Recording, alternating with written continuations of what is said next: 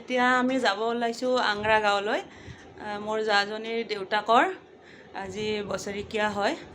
Dress চেছ কৰি ready, গৰম আৰু যাব লাগিব মাতিছে যিহেতু, সেইকাৰণে এয়া গৈ পেলাই তাত অলপমান কিবা দেখুৱাব পাৰোঁ যদি চাওঁ আৰু। এতিয়া আমি তিনিওজনীয়ে গাড়ীত উঠি ল'লোঁ আৰু আমাক 3 নম্বৰ দেৱৰজনে থ'ব গৈ আছে। আৰু আজি আমি গৈ আছোঁ গোলমা গাঁও হয়, অলপ ভিতৰৰ ৰাস্তাৰে গৈ আছোঁ আংৰা গাঁৱলৈ। এইখিনিতে এটা ৰিকুৱেষ্ট কৰিলোঁ, মোৰ ভিডিঅ'বিলাক যদি চাই ভাল লাগে তেতিয়াহ'লে লাইক কমেণ্ট শ্বেয়াৰ কৰিব, আৰু যদিহে মোৰ ইউটিউব চেনেলটোত নতুন তেতিয়াহ'লে চেনেলটো ছাবস্ক্ৰাইব কৰি দিব, আৰু এই ভিডিঅ'টো যদি ফেচবুকত চাইছে তেতিয়াহ'লে মোৰ ফেচবুক পেজটো ফ'ল' কৰি দিব। এয়া পালোঁ গলন্দী নদী, আৰু ইয়াৰ দলংখন বনাই আছে, হোৱা নাই এতিয়ালৈকে, সেইকাৰণে আমি তলেৰে নদীৰে গৈ থাকিলোঁ। আৰু নদীটোত পানী নায়ে বুলি ক'ব পাৰি, অলপ অলপ মানে ইমান বৰষুণ আহিছে যদিও পানী হোৱা নাই। বাৰিষা দিনত ভৰ্তি হৈ যায় নদীটো, এতিয়া পানী নাই।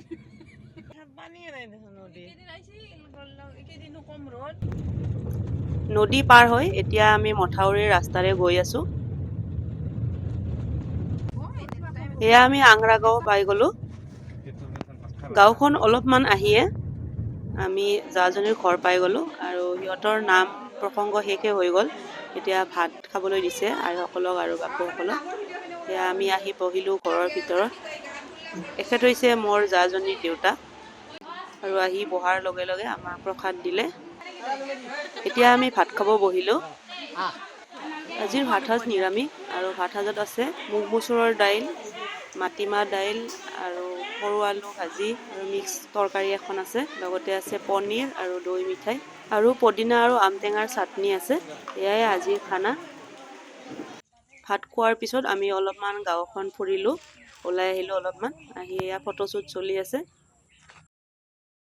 এতিয়া আমি ঘৰলৈ যাব ওলাইছোঁ, আৰু গোটেইবিলাকে আমাক আগবঢ়াই থ'ব আহিছে পদূলি মুখলৈ।